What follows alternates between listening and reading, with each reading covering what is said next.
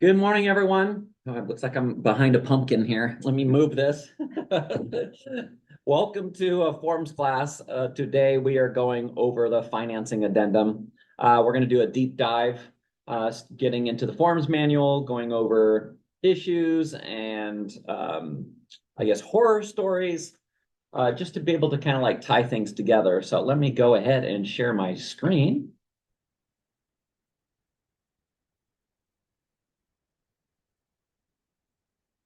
Let me hide the bar. All right. I will kick things off.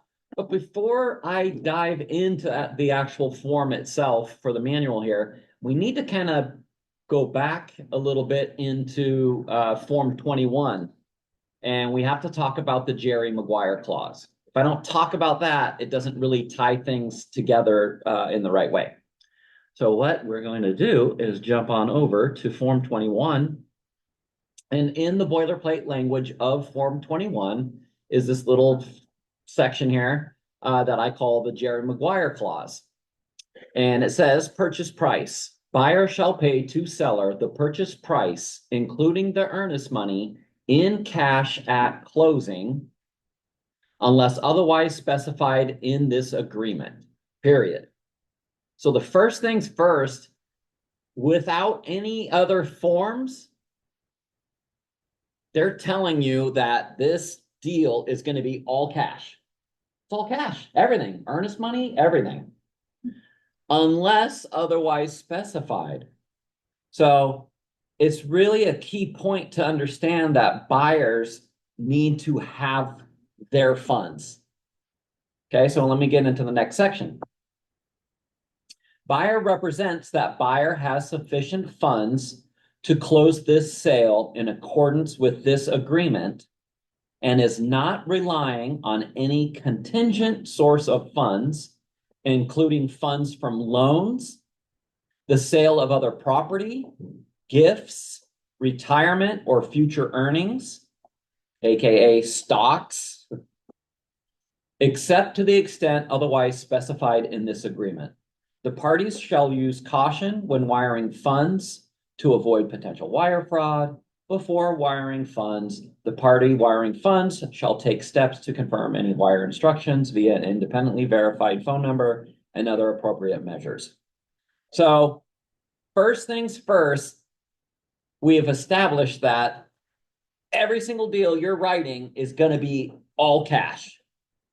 That's the way it is by default, until you actually take a step further and specify, right? So one of the easiest ways that clients, buyers get into breach in an agreement is probably because of the Jerry Maguire clause. Why do you think that happens?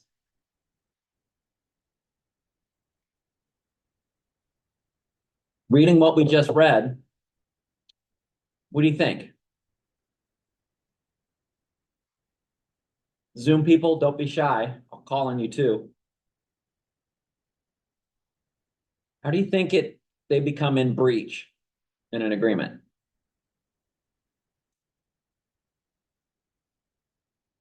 They say it's cash, there's financing that they didn't allot for, and then they don't get their financing, and then they lose their earnest money. Yeah, so one of the definitely easy ones is the fact that they tell you, oh, it's all cash. Admit, it's all cash, bro. It's all cash, man. You don't have to worry. Write it up. Yeah, no, it's okay. So they say it, and then the next thing you know, they're like, yeah, the appraiser needs to get in there. Like, what appraiser? Like, oh yeah, Eastside Funding, hard money loan place, right? Oh, it's all cash, don't worry.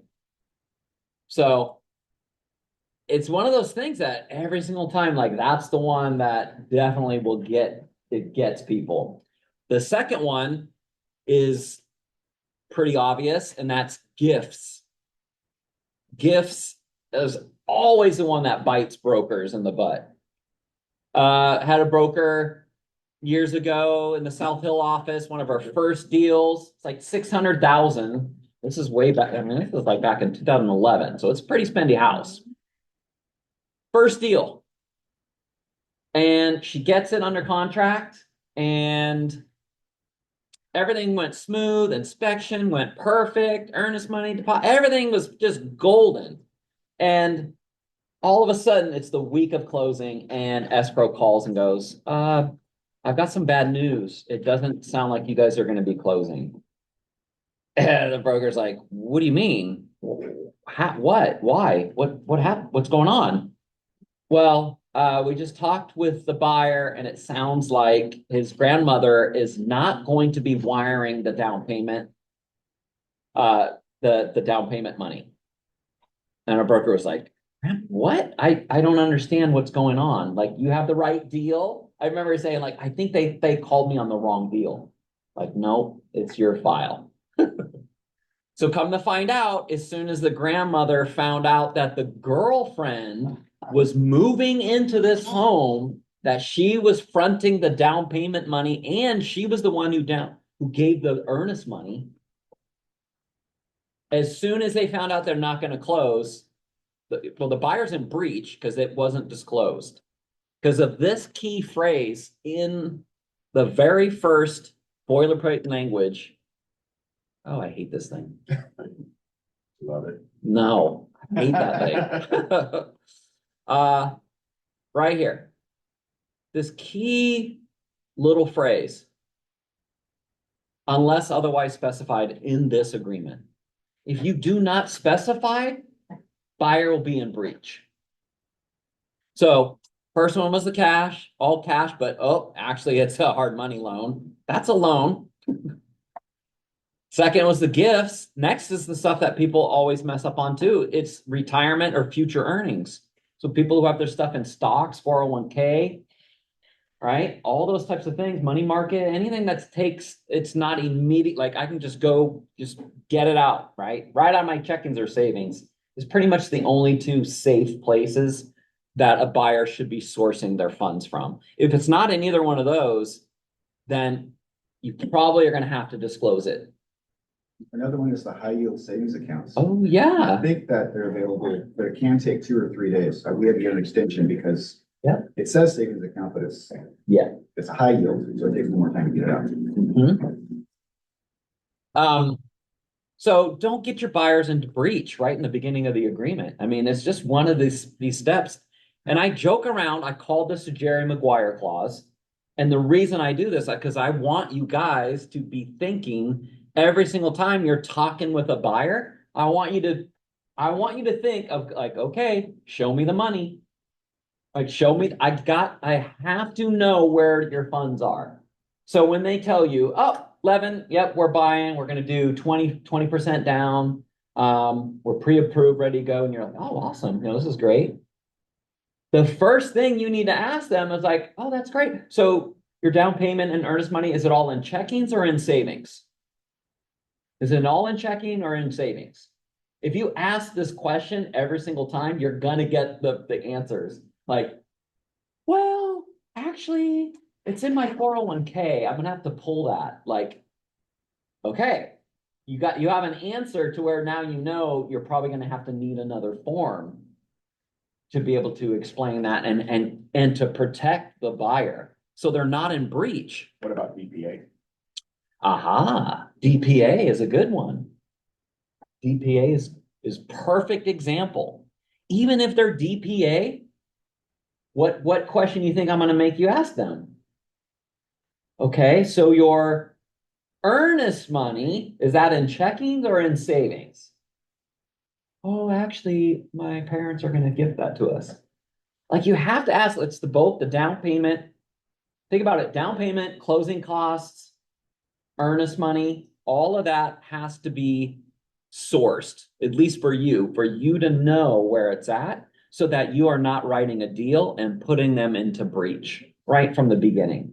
Another thing that I do is I ask if I can get a copy of the account statement. That's awesome. The redacted account numbers on it. And I always say that it's always better to show right from the beginning that you have the wherewithal for your down payment or whatever. That's Then you just- amazing. Then you just submit that with your offer and. Even then if there's- then it's, There's no question. yeah, even if it's an FHA deal, even if it's a DPA deal. So DPA, and we're gonna talk about that when we get to the section, which brokers mess this up all the time. All the time. There's even people who put like evidence of funds for DPA. It's told, Told it's told not to. not to, huh? Annie Fitzsimmons, I think, might have Yeah, been the she told person me no. saying not to do that. And he told me no. Like, don't do it. So, understanding the Jerry Maguire clause, now we can dive into the manual itself. But please, please, please, you have to be asking this question 100% of the time when you're working with buyers, no matter what. You have to know this. It's kind of like a surgeon. Like they got to know like what meds someone's on before they just open them up. They could just bleed out if they don't know their history, right? So you just think of it in a way of, just CYA. It's not just for you, but also for the buyer, because in that deal with the story I told you about with the grandma giving the gift funds, yeah, she lost her earnest money because it wasn't in the deal. And then and she was pissed, obviously. And the sellers kept the funds. It was the week of closing. They hired a moving company, moved them across country. They wouldn't have moved early if they didn't know it wasn't going to close. So it literally the week of closing is like that's the week. Of course, that's when they moved and spent all this money. They're like, yeah, we just moved across country and now our house is sitting there in Washington empty. And you guys didn't like even ask the question if they were getting gift funds. Give me a break. That broker quit the business. Not a lie. It's a simple, easy mistake. You think it's all good and golden until you actually ask the questions, right? So, all right. Financing addendum to purchase and sale agreement. General comments. This addendum is to be attached to a purchase and sale agreement when the sale is conditioned on buyer obtaining financing. Attach a copy to every copy of the purchase and sale agreement. If there is seller financing, use payment terms addendum form 22C. Oh, one last thing. Where is that last little phrase? I forgot to say. Oh,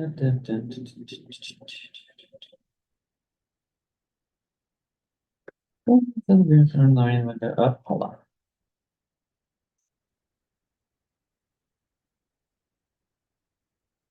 Oh, let's go back to funds because I'm going to go U.S. Funds, funds, funds, funds, funds.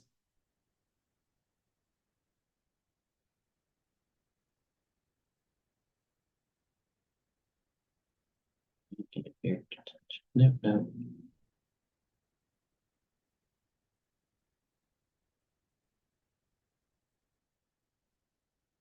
No. Okay. Well, I know it says it on the front page. Down. Got to get to the actual form since we're in the manual. So it says US dollars, right? So same thing, if their down payment money is not US funds, then same thing. You're going to have to make certain that you disclose it. So with the 22EF, which that form is coming up for our forms class. All right. All right, assistance in filling in the blanks, date of the purchase and sale agreement, obviously, buyer's name, seller's name, property address. Next is financing. Select the type of financing for which buyer will make application.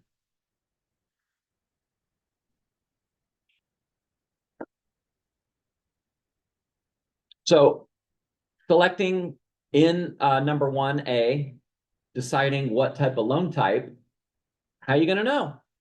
What loan type?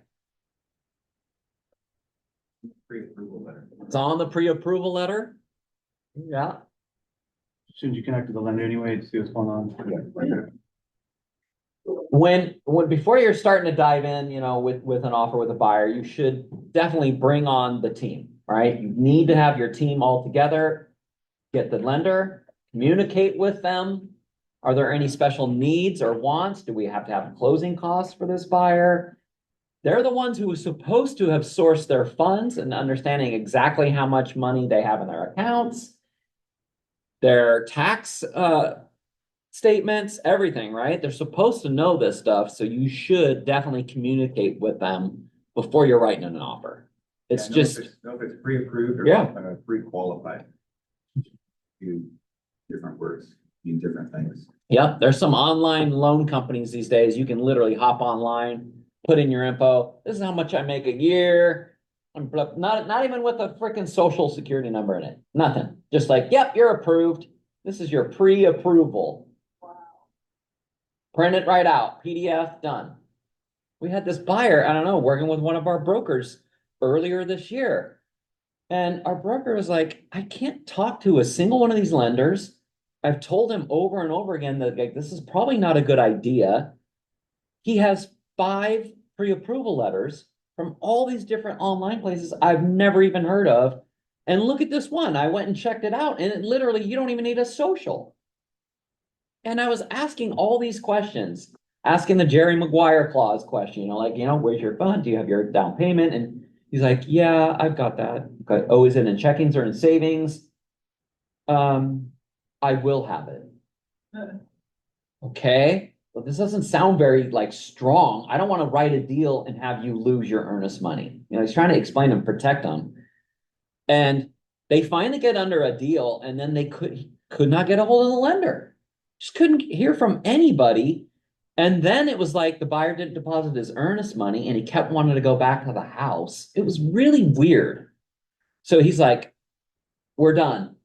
We're out. I can't get, and he even, unfortunately, we had to get involved, the other DB from the other side, because then the buyer wasn't responding. It was very, very strange. And this was, a lead from his website and all that kind of stuff. So very strange. Like, we did not know, what was the purpose? Like, why do this? I don't know. Anyways, we need to understand exactly what type, how much down. There are some different conventional loan products out there to where, there's conventional 3% down. There's some weird, there's definitely some programs with different companies that, are pretty interesting. Got a little tip on this too. So if they're approved for 20% down, but they're wanting to put 25% down or 30% down, don't put 30, just do the 20, because if you go, you can always go more. You can always go more, you can't reduce it. You can't go 30% down to 20% down Yeah. without approval from the seller. So just remember that if your buyers are being kind of funky with how much they're going to put down. I know. Yeah. Yeah. Yeah. So if they're literally telling you hey, I'm approved for 20% down, but I can put 25, and we might do that. Yeah, 100% agree. Do not put 25. Just put the 20, because that's what they've already approved for. Communicate with the lender. There might be some other things they might even do with that. Or if you're in a multiple offer situation, you might need to be holding those money for the 22 AD, for the additional down payment. Mm-hmm. I actually had someone call me last week, I haven't used this form since 2021, so I need some help. I'm like, oh, let me guess. You're using 22 AD? How did you know? Because I had someone else talk about it just about a month ago. There's a couple areas where there's a lot of competition still. So they needed to use it. So, and that form is actually coming up, I think, next week. So know before you write it. Okay. Different loan types obviously have their different set amounts for the down payment. The one that is going to catch people all the time is the DPA. It's always, right? There's brokers, even DBs on the other side, who don't even understand this. So down payment program, how much down payment is the buyer making in a DPA deal? Oh, what was it? Zero. Yeah, they're not putting anything down. It's zero down program. The program itself is the ones that move those funds for the buyer, and it gets deposited for their down payment for the DPA loan program. But the funny thing is, a lot of times this is an FHA product, but there are conventional DPA programs too, isn't there? There's different ones. So you really, I mean, you don't have to mark two boxes. I've seen it this way too. Someone marked, oh, they're FHA, DPA. So they mark FHA and DPA, and then they mark the box and they put 3.5% down. That's totally wrong. So if it's DPA, it is still zero down because look, we have to read this section. Buyer shall make a down payment in the amount of buyer. Who's making the down payment? Does it say DPA loan program is making the down payment? Nope. So buyer has to be making the down payment. So if you're going to be doing DPA or down payment program, and that's why the reason why the Northwest MLS and the attorneys got together in the forms committee and they said, we need to have DPA on this line. People are screwing it up. They're writing in the amount, they're marking FHA, and then all of a sudden, when it gets down to closing, wow, what did they say? Oh, the forms committee or Annie? No. Dang it, I can't remember who it was specifically that said it, but they basically said one of the DPA programs ran out of money because this happens from time to time. All of a sudden, until it gets replenished, they can't close any deals. So there was one where they had a deal, and this is like back in probably 2021. They're like, okay, we're ready to close. And they're like, hey, we can't close. We have to extend because the DPA, what do you mean DPA? You didn't say the buyer's going to down payment program. You said they got their 3.5% down. What's going on? Oh, they don't have the funds that they said they did? Your buyer's in breach. If you can't close, we're going to sell to someone else, and we're probably going to sell for more money, and we're keeping your earnest money. So stuff like that was happening, and they're like, hey, we're trying to do the right thing, forms committee. It's an FHA down payment program. So they finally got smart and said, okay, we need to put the actual down payment program as a loan type. If they are getting down payment funds, that is what you're marking. And if they are putting money down and it's DPA, call me because it could be different. Because if all of a sudden they have to put $2,000 down for this deal. Like if they actually have to put the funds down, then you mark the dollar and put 2,000 and then mark the down payment program. So for some of those funky grant ones, that would be that's one, I think. Yeah, where it's just like 10 grand. Uh-huh. Yep. So you really better communicate with the lender and get a full understanding because you could be putting the buyer like in breach of the agreement right from the very beginning when you write the deal, if you don't fully know exactly how to fill this in. I've never noticed that it says loans with that S in the parentheses. Yeah. Until right now, that makes sense. All right. I'm off my high horse. Let's get back to the next part. So Questions? sorry, so just to Yeah. recap, you said for the DPA, we would not mark, like if it's a FHA DPA, we would put 0 in the percentage for the down payment. Would we still mark FHA and DPA or just DPA? Oh, just the down payment program, just DPA. I'm gonna Because tell my friend because she's been doing it wrong the entire time. I'm telling you, Vanessa, there's so many ones that are like wrong. And it'll show on your pre-approval letter that it's a DPA. Yep. It is, but again, communicating with that lender is going to be your only real true way to form, a solid offer that's not putting a buyer in breach. And you cannot depend on just the buyer alone. That's the part I think you guys really need to remember is that if the buyer's like, yep, I'm going DPA, you know, and it's 3.5% down, you're like, oh, okay, great. I'm gonna mark DPA and I'll put buyers putting 3.5% down. All of a sudden that loan program runs out of funds. Oh, buyer didn't have the 3.5 down that they said they did. It's gonna make more sense when we get to the earnest money section of the 22A. When we read that section, you guys are gonna go, oh. Is there a situation to where as sellers might be adverse to accepting an FHA offer? Right? There is that still stigma there. A little bit, more so If I'm doing VA. FHA, DPA, and I'm just writing DPA, I'm not disclosing the seller as an FHA loan. Right?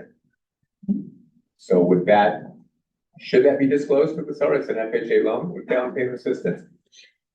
Because some. It's an agents- FHA product, but the true difference between which box you're checking and how you're gonna remember this is what funds is the Exactly, buyer FHA has some different depositing. guidelines than conventional, right? Mhm. And the seller might say, I don't feel comfortable with FHA guidelines. Yep. And I'm not disclosing it's an FHA loan, then, or should I be? Yeah, so this combined with Form 21, the boilerplate language, you know, the Jerry Maguire clause says buyer has sufficient funds in their checkings or savings, no non-contingent source of funds. Buyer's gonna make their down payment in the amount of this. Does the down payment funds, does it go to the buyer's bank account first? Where does it go? It goes straight to escrow on probably the day of closing or the day before, that's it. So that's the telltale sign of understanding exactly which box you're gonna check and what you're really writing in. Because if buyer's not getting that money, As the listing broker, you'd see on your pre-approval there that comes from the Oh, other side, yeah. what it is, if it's an FHA with the DPA, and then you can call them to really get better clarification. Yeah. On the buyer side, that you gotta articulate that to the seller, what this is. would you? Yeah, I'm not sure that that will always be the case. Is there such thing as a VA down payment assistance program? There's zero down, so there isn't. They're zero down. Okay, so if I were going down payment assistance and going VA, You wouldn't do it. should that not be disclosed? That That would wouldn't, just be a VA loan. that's a VA loan. They're already zero down. Yeah. There's no, There's no down payment No. assistance needed because there's nothing coming down. Yeah. There's no, Well, closing cost, well, whatever. Closing costs also gets paid by the, seller in those cases. but you can't pay it now though. You check. You the box. can. You can't pay it. buyer can Check that pay box, their right? own half of Yeah. escrow. Yeah, that's- If you Hey, check the Eric? box. Hey, Eric, Yep. Yeah. it's Aaron. Sorry, What's, I'm awake. So, he's alive. alive, my God. Answer to your question, VA loans, some of them, maybe a VA, or I guess some, they might have to put a down payment down, right? So some I- VAs require a down payment, but I don't know you do a VA down payment assistance to answer your question, right? So I don't think you would do that. I mean, and the seller, I mean, the buyer does have to have their own closing costs and stuff like that, and funds to close. They're not, the VA is not required for the seller to pay all that. So, Well, I wanted to go VA, but I wanted to put 50,000 down just to lower my loan amount You from can, down payment assistance. absolutely. 100% can. So how do I just? it work? VA loan, 50,000. whatever, $50,000 down in the, Six. huh? Down payment assistance? There isn't a down payment Okay, assistance so to it's not VA. categorized as Down payment, got it. Yeah, Checkbox 50K. yep. But VA, sometimes sellers don't like the VAs because the appraisers. Appraisers are a little tougher. Yeah. They've gotten better. I think that was part of the thing that, you know, definitely has improved. They've gotten a little bit better. So the only way you're gonna know on the DPA if it's FHA is through the loan letter. Yeah, If Yeah. if it's on. if it's even on there. But if it's DPA, definitely call them and figure out what it is. Yeah. So you know, kind of expect, so you can prime your sellers if it's gonna be a more strict appraisal. All right. Section here, 6, for down payment. Insert the amount of down payment, put a dollar amount, example 20,000, or a percentage of the purchase price, example up to 20% of the purchase price, or at least 20% of the purchase price. Do not enter minimum down. Whoever's been in the business for a while, this is so funny. Jim, you remember this? You remember this? Minimum down? Yeah. Remember how people used to write that? Yeah, minimum or required down. Yeah, Or they used to do that. TBD, we used to put it. Yeah, TBD, to be Yeah. determined. Okay, seller, accept this contract. We sold your home. Who knows if the buyer's got anything to put down? You know what I'm saying? It just does not work. Because with some buyers and with some types of financing, the minimum down may be more than buyer can afford. In that case, buyer will lose the earnest money for failure to have sufficient funds to close. See section form of 22A, Jerry Maguire clause. Remember that the down payment is money produced by buyer in addition to the loans. And it is not appropriate to include in the down payment monies that are the result of contingent sources of financing. So you see how it like really describes even further, like, don't put anything in there that the buyer doesn't have, or the buyer's going to lose their earnest money. That's what will happen. So it's very, very, very clear that buyer should have the funds that they're putting down. If they're like, I don't have anything I'm putting down, I'm only going to put my earnest money down. Earnest money is not in the 22A, besides describing what happens to get the money back, which we're going to, if the buyer doesn't qualify. But there's major three elements, and people screw this up all the time. I've even seen ones where we had no legal excuse, and we just sent the form and they just signed off on it. They didn't even require the letter from the lender. It's just it's like, you'll see when we get to that section, it's going to make very, very clear what has to happen. And I promise, even maybe some of you might have even gave back buyers' funds without requesting all three items correctly. All right. Loan application deadline. Insert the number of days buyer has to make application for the loan.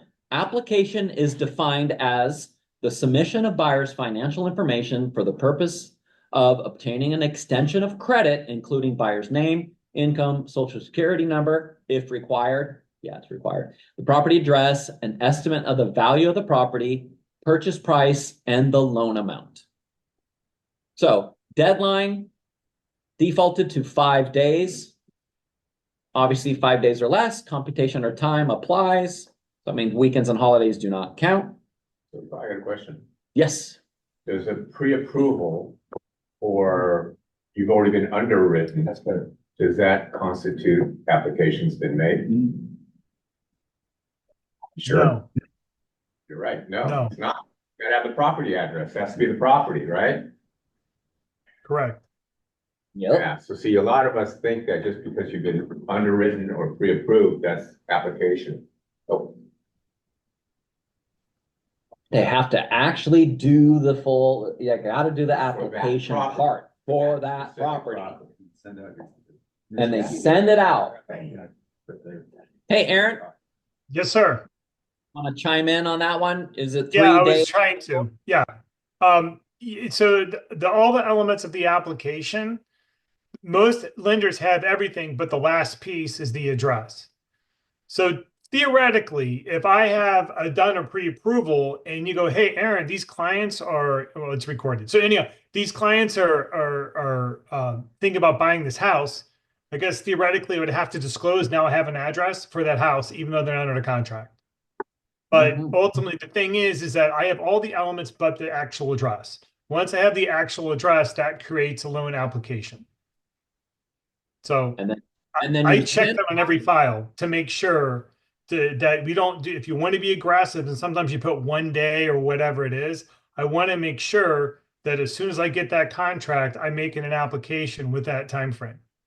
So Yeah, and that's something that's really important. I like to mention during this class too, is the fact that the lender needs that purchase and sale contract immediately when you get mutual. You got to be, if you've got a TC that's sending these out or whatever, It needs to get over to them so that they can do just that and make certain that they make loan written application in time. I saw a contract just 2 weeks ago that we got on a deal. Guess how many days they put in there for the buyer's application? They're trying to be competitive. 0. 1 day. Yeah. Just leave it at 5, right? Yes. Yeah. Christian, Weekends count? do what? Weekends count? No. Do weekends count? I think Saturday counts, correct? Oh, For your lenders. Is that right? Well, I don't think Saturday counts because it's a day that you actually work. So I think the day that they figured that out is, are you customarily working on Saturdays? No, right? Our processing team and everything else is not. So For us, computation of time applies, but yes, weekends and holidays don't count for us for that. I just wanted to make certain that for the lender, because when the lender sends their final CD, for the disclosure, that one is different because they have to have it for 3 days, and Saturdays can be okay to count. Sundays are the only one that doesn't count, and holidays. Is that correct, Aaron? that is correct. Okay. Correct. We want mutual on a Friday night before 9 PM or Saturday. So we'd count. So usually if I go after 9 PM on a Friday, I count Monday as the first day of Yep. what we need to do. That's right. So Saturday doesn't count or doesn't count? Doesn't count. Only for the lender Okay, can it count, and that's only on the CD. okay. So, okay. Let's continue. Also with like the percentage down, like, if they're fully underwritten, and it's 5% down, it's just as good as a cash transaction. Yeah, yeah. And so if it's 5% down, 20% down, 30% down, it really shouldn't matter. Like if you present that to your seller and say, hey, this is. They're fully underwritten. You have a good lender. Yeah. That will call the other side and say, hey, we're completely underwritten. This is just as good as a cash transaction. Because sometimes sellers brokers get it stuck in their head. Oh, well, this one's Only 5. This is only Yeah. 5% down. I'm gonna take one that has 25% down, but the 5% down deal might be better than all the other ones. So don't get stuck on the percentage down. That's, yeah. Well, I absolutely. think my job as a lender is that when I talk to them, I try to show that strength of the loan file is not your down payment, right? Correct. So, I mean, I've seen more deals fall apart at 20 or 30% down than 5% down. So it's just a matter about the debt to income ratio and can they qualify. If you have the full approval letter, it shouldn't matter, right? I would Yeah. think to the seller about, hey, you've got 5 down or 20 down, you're getting close. So find your best terms, but don't think the strength of the file is based upon the down payment, because a lot of folks might want to save the money and fix up the house or do whatever, right? There's other reasons why they may not want to put so much money down on that loan. You find a really good lender that when he does submit your offer, you have them call the seller's broker and explain how solid your buyer is. Yeah, it is a huge misconception. I was helping a broker a while back. They submitted an offer. They had, they're, dealing with multiple offers from this property they were competing for, and their buyer was fully underwritten, approved. And I mean, literally, the money was seasoned, like they're putting so much down, there was going to be no appraisal. The appraisal was going to be, waived because I think they're putting like 40% down on this place. Fully underwritten, approved, can close in 10 days. And they went with another offer. And we were like, okay, wow, I'm really surprised, that you didn't choose us. And they said, yeah, well, the seller and I, we just really felt like this other deal, since, they were putting, this 50,000 earnest money down. You guys only had 20. And we were fine, like waiting another couple weeks to close for that. And we're like, wait a minute, what? And then come to find out the price was better too. So we're like, well, wait a minute, that doesn't sound right. Our broker goes, did you write up the buyer? And then they're quiet. And they said, yes. So you didn't want to close in 10 days, make more money, we're fully underwritten, approved, and waive an appraisal? Before you present this to your client. Yeah. Did you even present the deal? So, I mean, absolutely right. Fully underwritten, someone 5% down, fully underwritten is better than someone who's got a pre-approval or, for 50,000 down or whatever, 50% down. It's because they're not fully underwritten and done. Gotta do the work and call it under. Yep. All right. Here's the big one. Pay attention to this one because this is where it's going to kind of tie things together. And also this is what happens out there. Waiver of financing contingency. If buyer, one, fails to make application for financing for the property within the agreed time, which is what? 5 days. 5 days, business days, or two, changes the type of loan without seller's prior written consent at any time, or three, changes the lender without seller's prior written consent after the agreed upon time to apply for financing expires, then the financing contingency will be deemed waived. So if they don't make the loan application on time, if they end up trying to switch their down payment amount, like we talked about with that, okay, I can go 25, down. I'm approved for, 20% down, but I can do 25. You write 25, the next thing you know, yeah, I can't do 25. I can only do 20. Uh-oh, that's a problem. Now you actually have to have the seller's approval to change that down payment. Or, I can't do conventional first. Looks like credit's not as strong. I'll have to do FHA now. That's going to change the loan type. You'd have to get a seller's approval to be able to do something like that. Do you guys know what form that is? 22AC. Keep cool. Turn on the AC. Don't worry about it.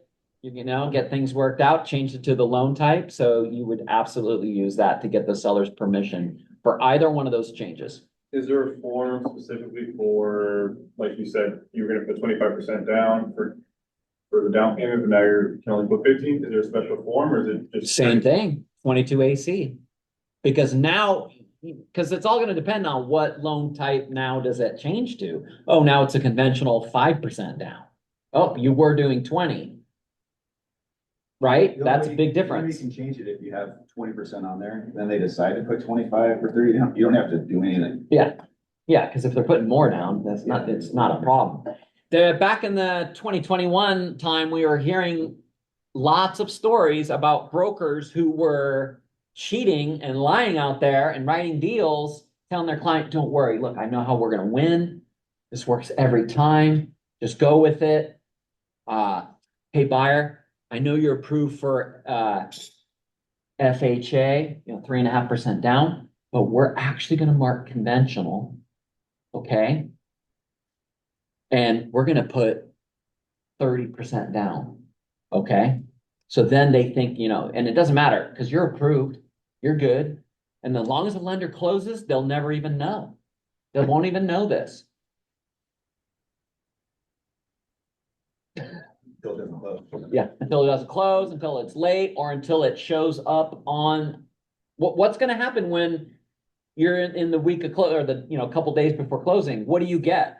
Your estimate. You get the estimate CD, right? You get that estimate from escrow. You're going to look at that and it's going to say, wait a second, FHA, what? 3.5% down? Is down payment's going to be this? What? Ring, ring. Hey, what's going on? Oh, we had to change. Yeah, you didn't get our permission. If this doesn't close, not only will my client probably sue you and the buyer for specific performance, but also for fraud, but also we're keeping the earnest money.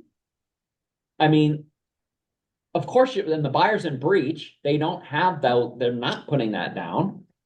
So that kind of crap was happening back then. Sure, it still does. And it might still. It does. I had a lender tell me to do that. They're like, just put down 20%. I was like, I'm not gonna do that. Oh And I'm my. like, yeah. The loan That's- officer told me to do that. As long as it's Like, Aaron's like, dude. That's not cool. Yeah, that's idiotic. fully underwritten, it's all good. It doesn't matter. 5% down, 20% down, it's all. And the sad part is if they would have got a rookie agent, the rookie agent would have said, okay. Okay, They would've did it. yeah. Yeah, that doesn't surprise me. I mean, there are dirt bags out there. I mean, there is, A lot unfortunately. of uneducated. Well, I typically, if you're going to do that, then do it the opposite way. That's what I try to, tell clients. Say, look, if you really want to do 20% down, but you're not sure yet, do 10.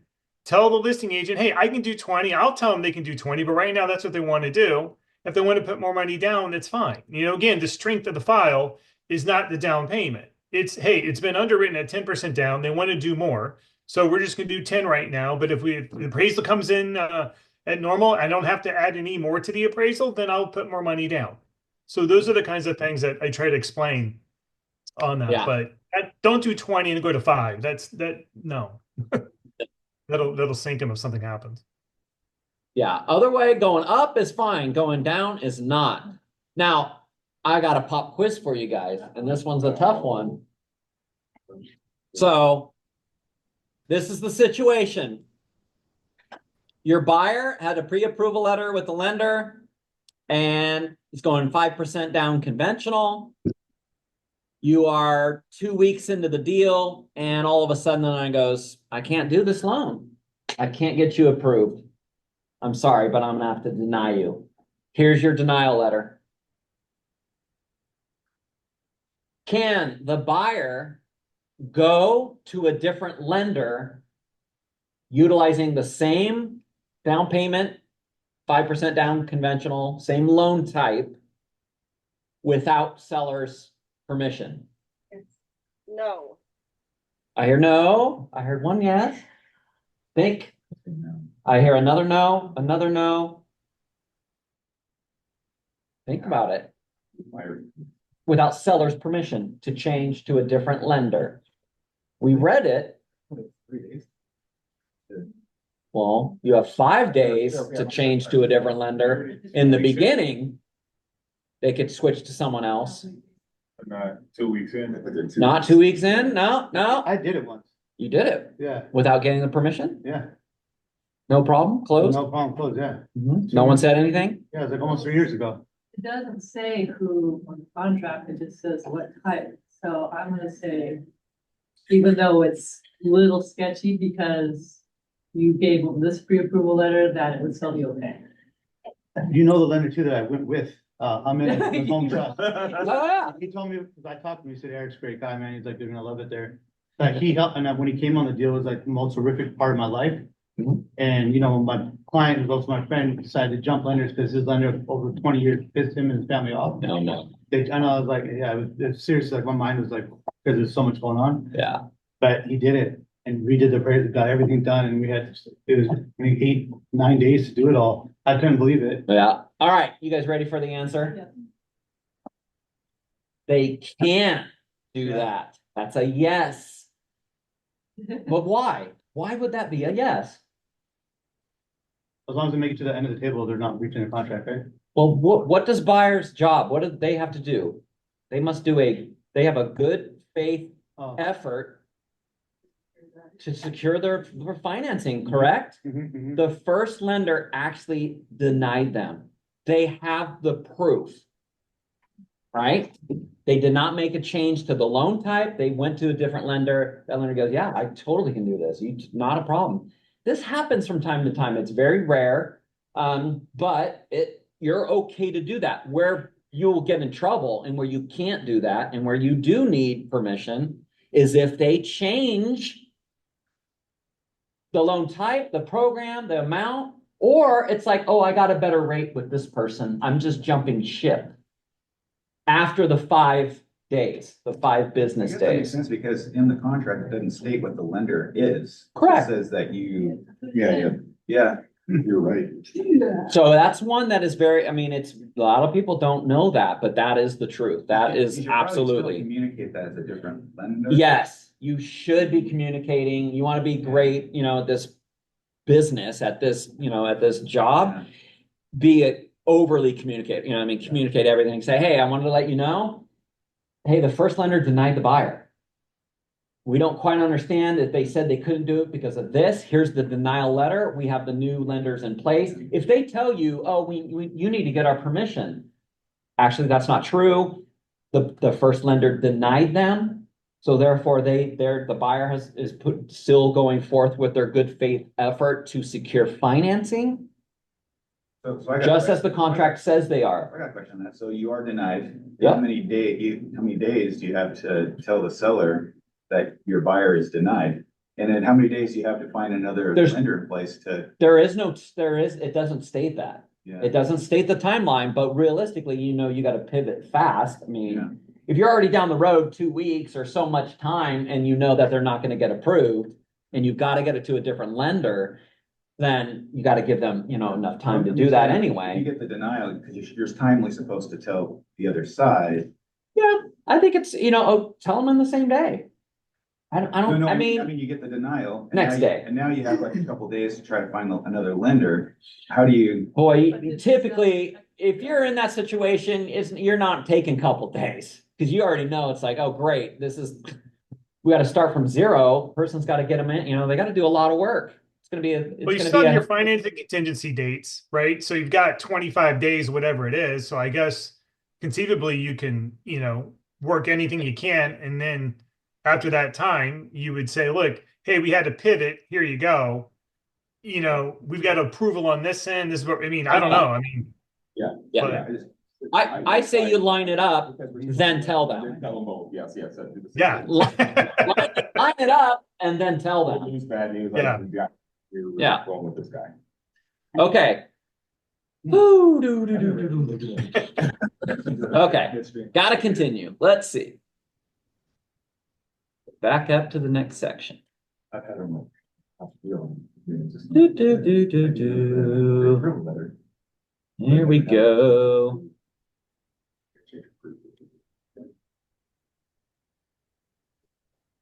All right, if buyer fails. Okay, so we read that section. All right, next for number 9 is the financing contingency.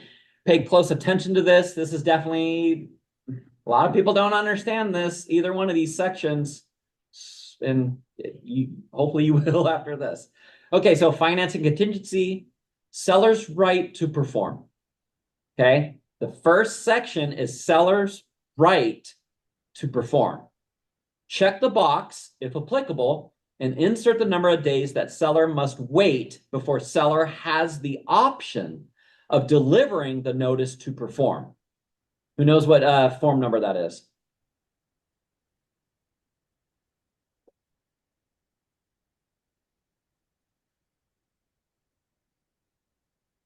What? Crickets? Yeah, I figured that might happen. Nobody on Zoom either, huh?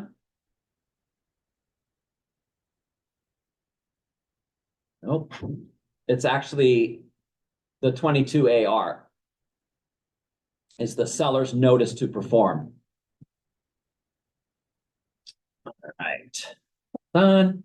The notice requests that buyer waive the financing contingency, and if buyer does not earlier do so, seller may terminate the agreement anytime 3 days after the delivery of the notice. So don't forget, 3 days, computation of time applies. 5 days or less, weekend and holidays do not count.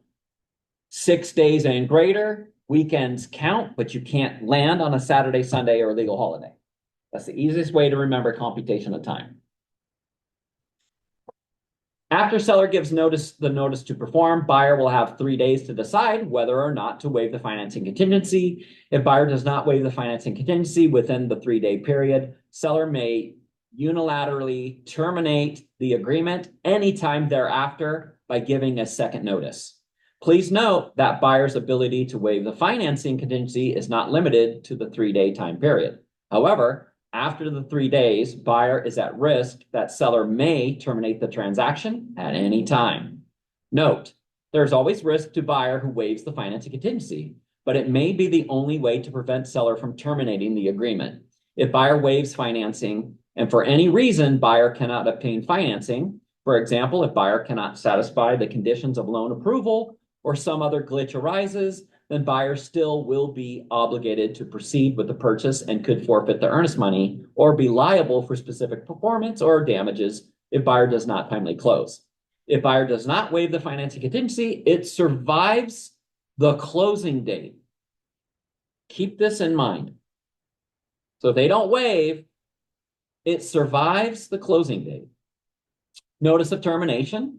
Seller may, but need not give the notice of termination at any time 3 days after seller has delivered the notice to perform. However, seller may not terminate the transaction if buyer waives the financing contingency prior to seller's delivery of the notice of termination.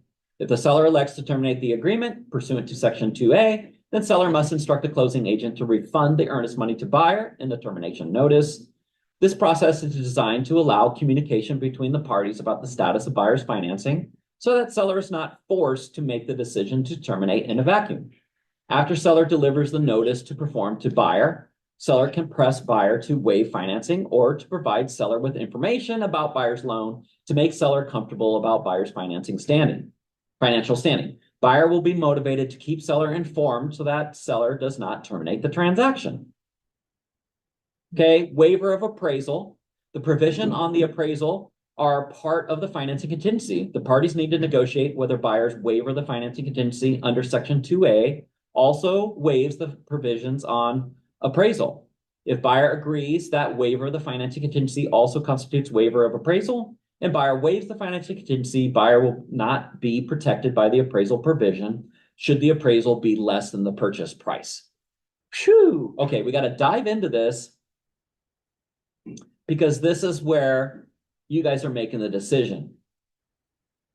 Section 2 has 2 options for buyer when it comes to financing.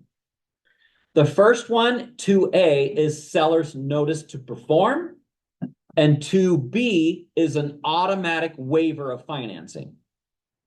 So they're automatically waiving it without seller needing to send. Remember the form I asked you if anybody knew? MLS form 22AR. If you're a listing broker, you better pay attention to this because this is where you can screw up and your seller is going to be very, very upset with you if they never even got the option to know this. And I have actually heard of this happening when the seller went to an attorney and they were very upset because their deal didn't close and it was extended 4 times. They never got the money that was supposed to be released to them. And they still haven't sold. And it's been 5-6 months on the market. And they're at their wits' end. They went to their attorney. The attorney reviewed the deal and they said, oh, when did your listing broker send the 22AR form for the buyer's notice to perform? You could have been out of this deal 3 days after that, back in March. And they're like, huh? My listing broker never said anything. So as a listing broker, every single time you're getting a deal and it has the 22A in there, you damn well better look at 2A line 26, because this is the timeline to when the seller has the option to send this form. And if you don't send it, now you're not doing your job. You at least need to explain to the seller what this even is. The 22AR is the notice, seller's notice to perform. So it's basically, buyer, you told us, even if they put 21 days in here, so it's the 22nd day, right? Because it ended at 9 p.m. on the 21st day, right? After mutual, because it's not a date in here, it's how many days. So it's, you had mutual here, 21 days later on this Wednesday, it's the day, right? It's the 22nd day. We can send this form, seller. And it basically says, buyer, you told us you'd be approved by this time. It's time to waive your financing contingency because this is the last contingency you have left, buyer. Okay, now there's some dangers in this. The buyer can say, no, I'm not gonna waive. So let's take a look at the 22AR.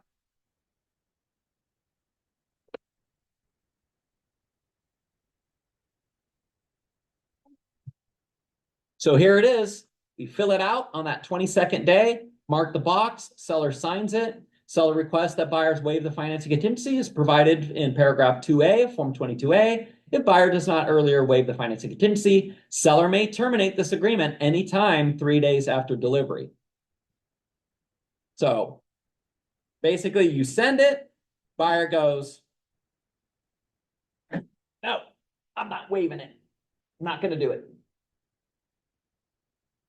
So then after 3 days, buyer can basically he can be kicked out of the deal. He can lose the house.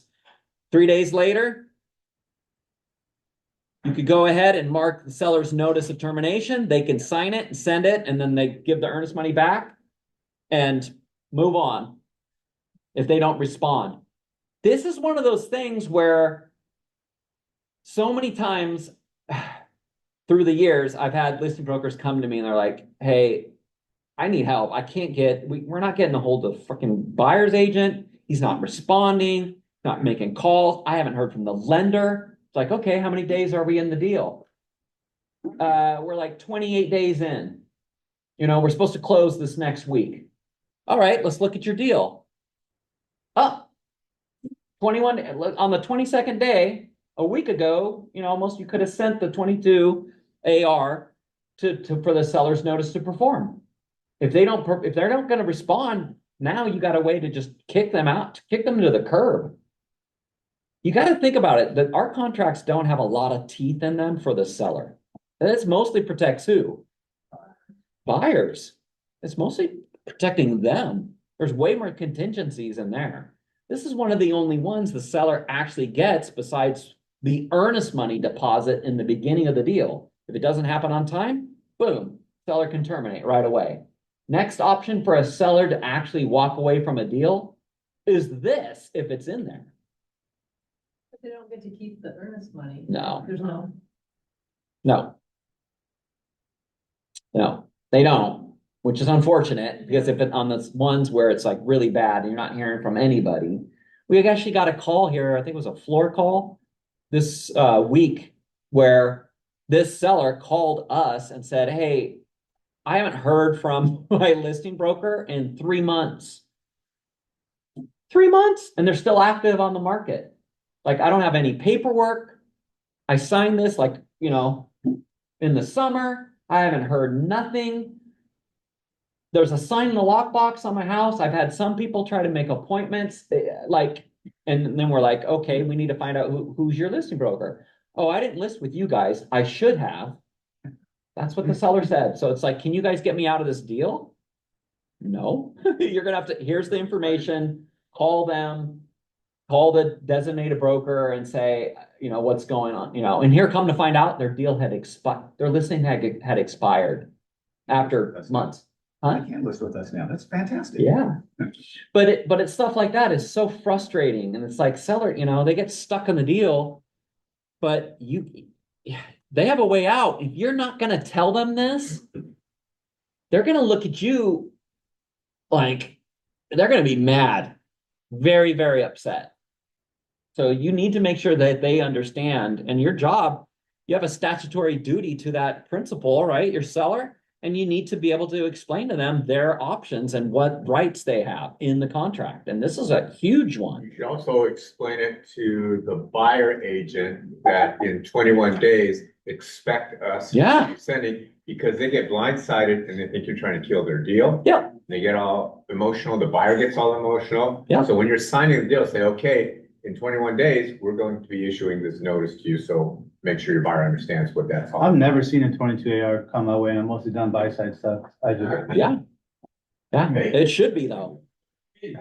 And this is the thing now, and Jim's right. There's a lot of our good listing brokers who literally say in their offer instructions, it says, please note, if you have a 22A financing contingency, whatever days you put in, into the 22A section. Let me go back to it. If you put in 22A, 2A, and you said 21 days, on the 22nd day, we will be issuing the 22 AR, and we're going to request you waive the financing, just like you said you're going to be doing. Okay, pop quiz time. You put 5 days in here. Okay? Mhm. And listing broker never sends 22 AR over. When is that financing contingency waived? The closing? Nope. Nope, not till closing. After the 21 or 5. Nope. I thought there was something. We read it. I read it and I made it even like I don't remember bold. the wording was, but it was like It survives. flow or something. Wait, Yeah, what? It survives. It survives Yeah. past closing. It just keeps going forever. It's never ever waived until it's waived. If you mark 2A on 22A, it goes forever. Infinity. They could put 0 in here. It's never even waived. We had someone literally, newer broker put 0 days in 2A. And on the other side, they didn't qualify. And then they said, well, you guys waived your financing. That's what the listing broker said. I almost laughed out loud because he said, I heard they had them on speakerphone. Well, you guys aren't getting your earnest money back because you waived your financing contingency. Like, no, we didn't. Yeah, huh? You put 0 days in. Well, we never, I had to tell our listing broker or our buyer broker, like, you guys never sent us the 22 AR. And he goes, what's that? Call your designated broker. So it's one of those things, like, it's just missed because it's never waived until it's waived. Okay, the next section here, 2A3, right? It says right here that the appraisal less than sales price, buyer's waiver of the financing contingency under this paragraph 2A will or will not constitute waiver of paragraph 5, appraisal less than sales price.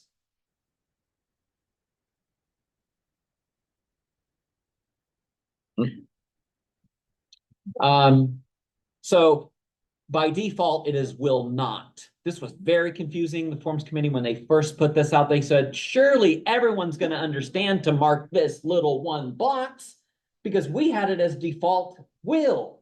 And they said, yes, everyone's going to say they'll mark it, right? What do you think happened? Nobody marked it. No one marked it. And then every single time, then all of a sudden someone got sued and said, yep, you waived the financing and you appraised the less than appraisal. So it doesn't matter what appraisal amount it comes in at, you're paying it. Doesn't matter. So then they're like, oh, forms committee, like, yeah, I guess we were wrong. So they had to switch it around and say it's defaulted to be will not. Please make sure if you're filling in 2A, mark it, put in the days, and put in will not. Mark them. What did this used to be defaulted to? Do you guys remember? Before they update to 21? Like 10 days or something. 10? I Nope. remember. Nope. More. 30. It was 30 days. It used to be 30 days. How long were people typically writing contracts for closing? 30 days, 1 month. So it was kind of meaningless. People were like, you're going to ask us to waive this? Seriously? You're going to ask us to waive this and we're closing tomorrow? I'm going to tell my buyer, don't do it. This is rude. Click.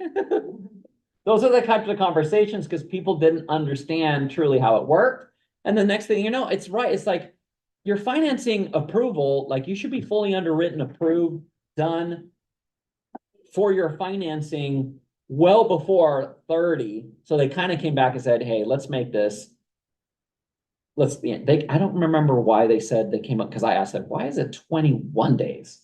What's the like 21? Why not 20 or 25 or whatever? I can't remember what the answer was that they gave me. 4 really, if you add the other 3 days to it. So if you have a 30-day close. Yeah. Yeah. When it's actually gonna be potentially waived. Yeah. Yeah. 21's for Henry. Yeah. Plus 3. Yeah. All right. Let's continue into the automatic I waiver. guess if you had like a 45-day closing, you would really want to enforce this. But if it's Yeah. like 30 and everything's going pretty fine. See, that's the key. Is it going fine? Is the communication good? Are you communicating? Is going back and forth, you know? sometimes brokers, like buyer brokers are like, I've never seen that. I've never heard of a 22 AR before. And the reason you haven't is maybe you've been doing a really good job at communicating where you guys are and what's happening with the financing to the listing broker. And so they're reporting it. I don't know. That's my hunch. But more than likely, they've never even heard of the form because they don't read the manual or they've never been to a forms class in their life. Yeah, so really say if you had a 30-day closing and everything looks like it's going well, you go past 21 days, but now you're at day 30 and looks like now shit's kind of hitting the fan. Yeah. And then you decide that you're gonna send the 22 AR. So then you would have, say you send it on day 35 or whatever. Mhm. Then day 38, you could get out of the deal if it's not going. Correct? So wait, say that part again. You said So say you're 35 days into your In. transaction. Yeah. And all of a sudden. you have a 45-day closing time No, yeah, it's period. a 30-day close. Oh, And- 30. And now it's not looking like it's gonna close on time. We're 5 days past, we already did an extension. Yeah. Now we want to, so you can, after 21 days, if you have 21 days on there, you can do that anytime after that. You could do it at any time. Yeah. Yep. If they marked 2A, yeah, that 22 AR can be done anytime on the 22nd day forward. Basically, that's the easiest way to remember And it. then probably if you had like a 45-day or a 60-day close, you'd want to send this on the 21st day Mhm. to then that they don't have that contingency in place anymore, so. Yeah, we had a deal in Bellevue and it was very, very expensive. And this was way back in the day when, there's massive competition, multiple offers, multi-million-dollar property. All of a sudden, another backup deal came in and it was huge. And they're like, and here they're gonna tear this house. That's the other part that blew my mind. They're tearing the house down and rebuilding another house after, like, this house is already like 4.8 million. They're tearing it down and building like a $8 million, $9 million house. Anyways, so they basically came through. They had it as 21 days. They said, can our seller get out of the deal? Is there any way our seller can get out and get this other deal? I'm like, well, tomorrow's, like, we looked at the deal, we looked at the timeline. Hey, tomorrow's the 22nd day. It's actually, today is the 21st day. So tomorrow you can send the 22 AR and you can at least try to force their hand if they're not going to waive financing. And what do you think happened? No, they didn't waive. They were like, we can't waive this. We don't want, no. And the weird thing is the buyer broker was like, no, because if we waive it and we don't close, like, you're gonna keep our earnest money too? No way, we can't waive. So they said no, and then 3 business days later, they terminated and they got the other deal, the backup deal, went into first position, sold it for more money. It was like 480,000 more. So you just never know, like, that's a thing, like, very different, huh? Like, wait a minute, they terminated on us?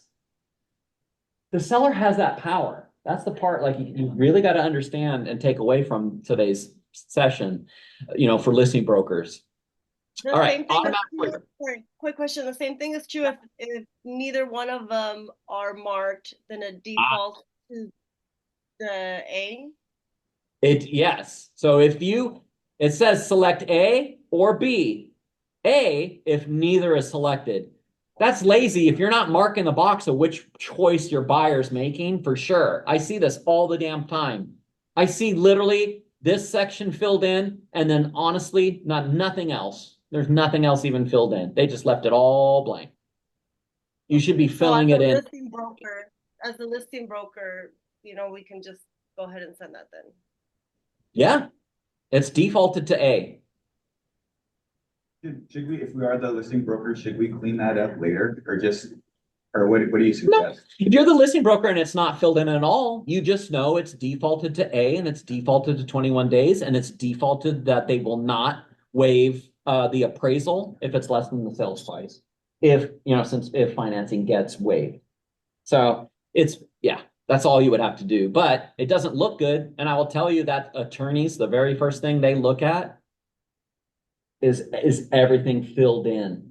Are the blanks and boxes filled in? Even if you're going to default. If it's default. Does it look bad on the listing broker also, or just on the buyer broker? Well, it looks bad on the buyer broker. Listing broker, you wouldn't want to counter, no, yeah, we need to counter this. and write in 10 days or 21 days in this field. Don't do that. It just looks bad on that other broker. When I meant clean it up, can we accept the offer and then clean it up later, or is it even necessary? No, not necessary. Okay. If it's default, if they're going with the default. Yeah. Yeah, you're sticking to the default. All right, let's get to that next one. Go to 10. We got to go to now to the waiver. And this one is very hard. People don't quite understand this one either. All right, financing contingency, automatic waiver of financing contingency. Check the box if applicable and insert the number of days before the financing contingency is automatically waived. Section 2B provides that, similar to other contingencies in the agreement, the financing contingency is automatically waived after a certain number of days. 21 days is the default. If buyer elects to terminate before the contingency is automatically waived in order to be entitled to the earnest money, the buyer must provide written confirmation from the lender showing 1, the date buyer's loan application for the property was made, 2, including a copy of the loan estimate that was provided to buyer, 2, that buyer possessed sufficient funds to close, and 3, the reasons buyer was unable to obtain financing by closing. So here's the section, and this is the part where people, even listing brokers, will screw up, is if all of a sudden you get the deal like, oh, sorry, buyer didn't qualify, and they send you the 90I. I think that's right, 90I. That, yep, buyer couldn't get financing in a Form 50, return our earnest money. And they're like, oh, okay, that sucks. Yeah, I talked to the lender. No, you got to get the items. You need all of those. You need 1, that the date buyer made loan application for the property was made, including a copy of the loan estimate that was provided to buyer. So that's 1, step 1. There's 2 things in that 1. And this is the part nobody asks for, is a copy of the loan estimate that was provided by buyer. Why is that important to get? They actually applied. Did they even apply? Hey, Aaron, Sir, on the loan estimate, does it show the actual date buyer made the loan application? I can't remember if it does or not. not sure. It'll tell you the date that the closing disclosure went out. It's really not a form for the application. The denial letter will have the application date on it. Okay. But I don't think the closing disclosure would have that on, or the loan estimate would have it on there. I'd have to double check. That's a good question. Okay, well, we'll get the answer to that one later, but I'm thinking about it now and I don't think it does, come to think of it. So how do you prove when did the buyer actually make the loan application on time? Because that's the first thing. It literally says if they don't make that on time, they waive financing contingency and they're going to lose their earnest money. They had 5 business days to do it by default because it's a write-in.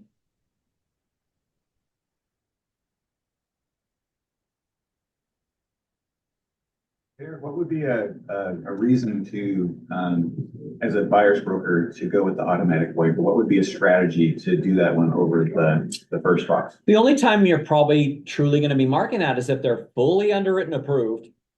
They better be fully underwritten approved, period.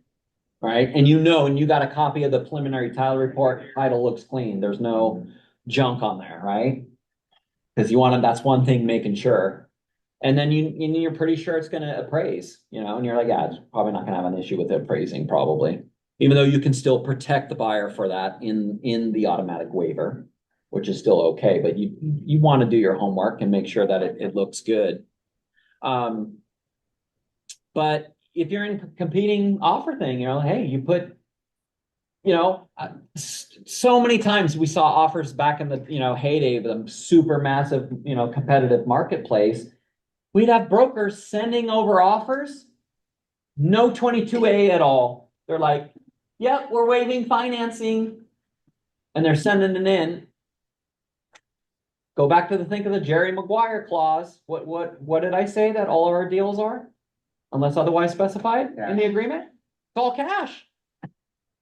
So essentially, they are basically putting their client in breach right from the beginning. Because they're saying, oh yeah, they're getting a loan. Now, they could protect them and use a 22EF, use the evidence of funds addendum, if they're doing that situation. But remember, in 22EF, there's nothing about low appraisal protection. That means whatever it comes in at, they're buying it and paying the difference. So there's some different things there. You can actually do this and still disclose, right? Otherwise specified in the agreement, buyer's getting a loan, how much down, what type of loan it is, and they're waiving the financing contingency right from the beginning. You would just write 0 in the default 21 days line on B, 2B. So put 0, they're waiving it from the beginning. And that, that's probably, a strong way. You might have some listing brokers that don't even understand this form. They're like, yeah, we went with another offer because you guys, had a financing contingency. Like, what? No, we didn't. We waived it. You did? Yeah. But you had a financing addendum. Seriously, this is free. Like, this is conversations we had with buyer brokers back in the heyday. It's because they don't understand it. It's like, no, we had 0 days in there. And we even waived the appraisal section. We were going to pay whatever it came in at, even though we were paying more. We're like, oh, I didn't understand that. Great. And it's no wonder like some buyer brokers still want to present offers in person so they can explain the contract to a seller. Or the bullet points of like. Yeah. Offer is this, buyer's this, Yep. this. I guess I could see if you were a listing broker and someone came in with like a 45 or 60-day close. Oh yeah, You could like say, why? Hey, if we'll accept this, but you're gonna have to do the automatic waiver at 21 days or something like that. It's Maybe, like a strategy or something. maybe. Yeah. Yep. Okay, the second thing they have to have is that buyer possess sufficient funds to close. And 3 is the reasons why buyer was unable to obtain financing by closing. That is the loan denial letter from the lender, is what 3 is. That number 2, that buyer possessed sufficient funds to close, that one cracks me up because that's the one that a lot of times too. All of a sudden they get the denial letter and it says, buyer did not possess sufficient funds. Like, wait a minute. So on the denial letter right away, your lender's telling why they didn't qualify. But part of the reason in order to get the earnest money back is that they had sufficient funds they said they had. So that's when you pick up the phone. All right, buyer broker, hey, you better get your lender. Let's do a conference call because we have some issues here. Your denial letter says that they didn't have sufficient funds to close the deal. And that's what you put on the denial letter. But according to the contract, the buyer says they have a sufficient funds. So what funds are we talking about? Because you didn't explain which kind of funds. And then they're like, they don't know what to say because they know it's going to probably put them in breach. And then the seller's going to say, oh, no, we're going to fight for the earnest money because you actually didn't have the funds you said you did. So that happens a lot. Note, this option contains significant risks for the buyer.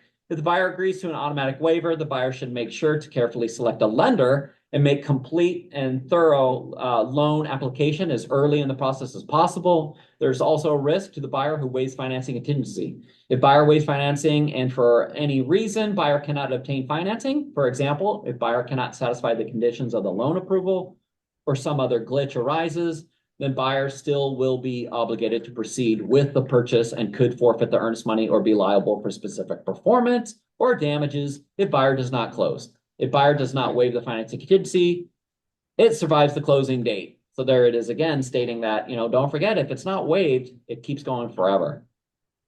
And the same thing for the waiver of appraisal. It's exactly the same. It's defaulted to will not, but if you mark it as will, it means that if the appraisal comes in low and you're waiving the financing contingency, that whatever the appraised amount comes in, the buyer has to pay the difference. Earnest money.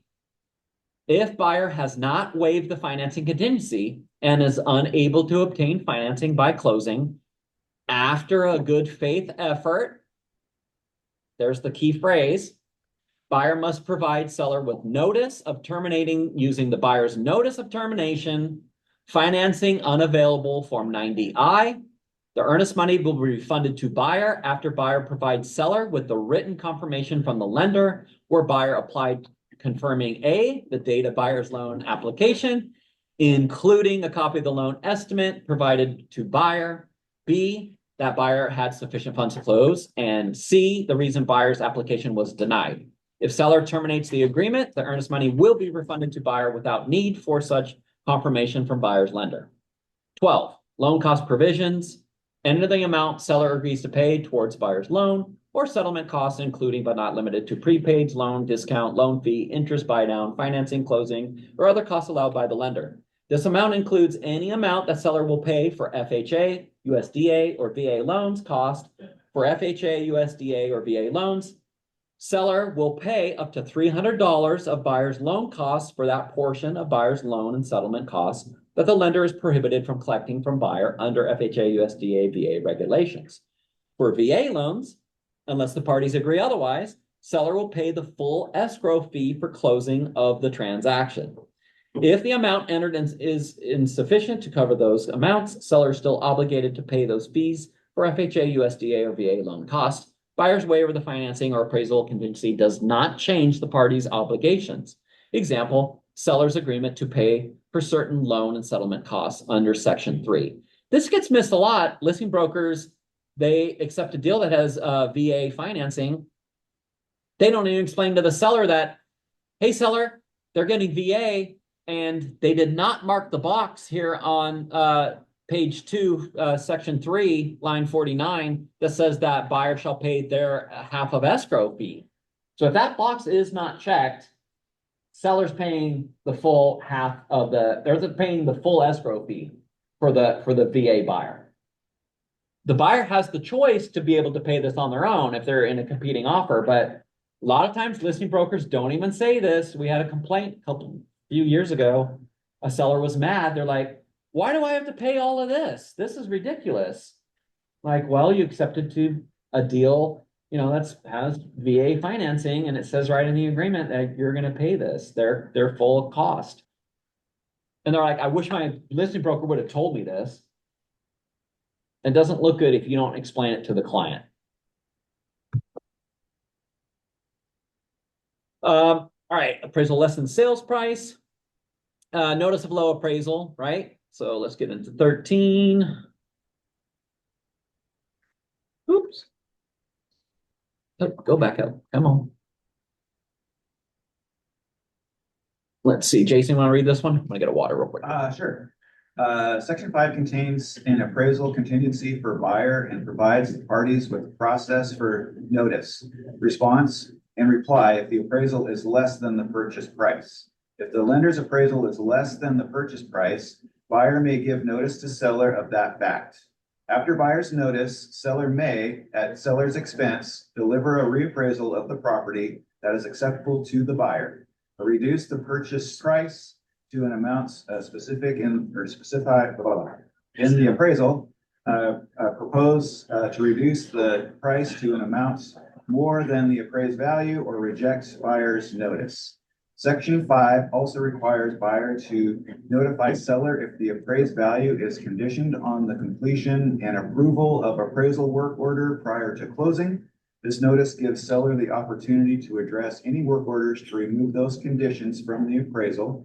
If buyer is unable to close due to an incomplete work order as confirmed by the lender, and if buyer has not waived the appraisal provision, then the buyer would be entitled to the earnest money.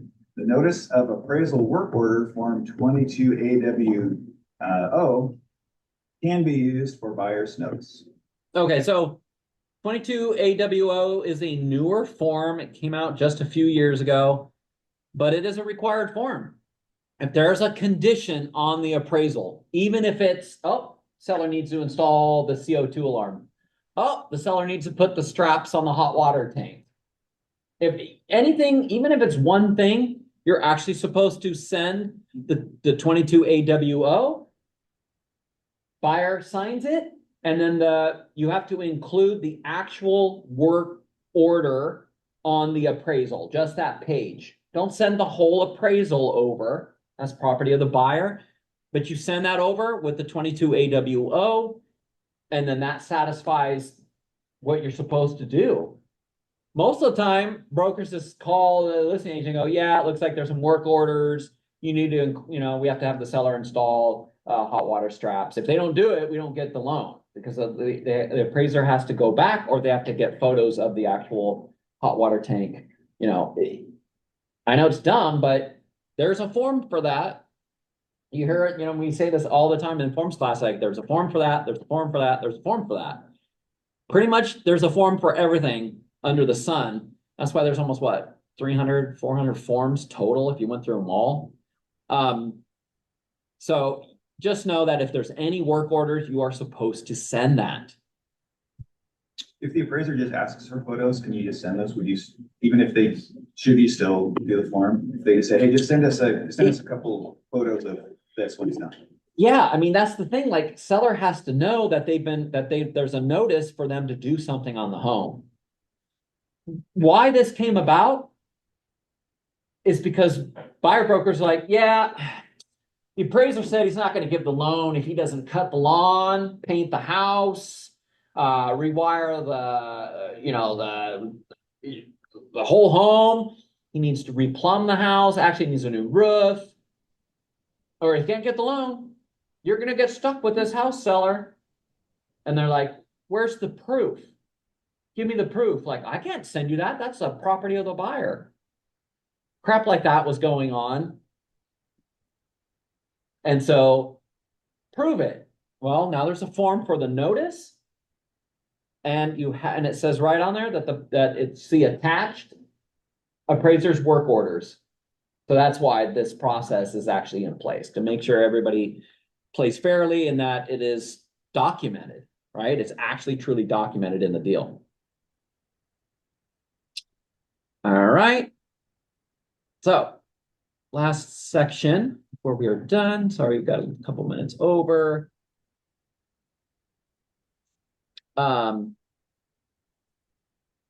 So in that case, you do have to send that over. FHA, VA, USDA appraisal certificate. Do not forget that, that's going to happen. The VA and FHA ambulatory clause is going to come. You will be signing these as part of your deal. The lender is supposed to get them to you. We had somebody here where the lender goes, I'm supposed to send that to you? We're like, oh my gosh, that's not good if the lender doesn't even know this. So yes, that will come. Did you have that one too? There's trouble last week, yeah. You had that one too? I have a VA. Oh, you're right. Yeah. Yeah. Trouble. Yeah. The listing agent was on vacation Oh, and they were screaming at me because we couldn't get it signed around. yeah. And they need it when they need it. Extension of closing, if through no fault of buyers, lenders, is required by 12 CFR 1026 to give corrected disclosures to buyer due to a change in the annual percentage rate, APR, of buyer's loans by 1.25%, or more for a fixed rate loan of 0.25% or more for an adjustable rate loan, or B, a change in the loan product, or C, the addition of a prepayment penalty. Then upon notice from buyer, the closing date shall be extended for up to 4 days to accommodate the requirements of Regulation Z of the Truth in Lending Act. This paragraph 8 shall survive buyer's waiver of the financing contingency. So very, very rare. I have not heard of this thing even happening in quite some time. I think because lenders really have it down to really have the disclosures correct when they go out, because they know that it's got to get done in order to close. All right, you guys, that is the forms class for today. Thank you so much for making it. Hopefully this opened your eyes to some different things that maybe you did not quite know. A lot. All right. We will see you on the next one. I just had one, my Oh. last closing. Yeah. The CD went out, but only one of the borrowers signed it, Oh, no. and it was a holiday weekend. Oh. We had to do an extension, so let your buyers know that they both need to sign the CD. Oh, yeah. All That's a right, lender take it. deal. They should be telling them that. For sure. Definitely. Thanks, Aaron. Take care. All right, buddy. I'll see you tomorrow. See you tomorrow.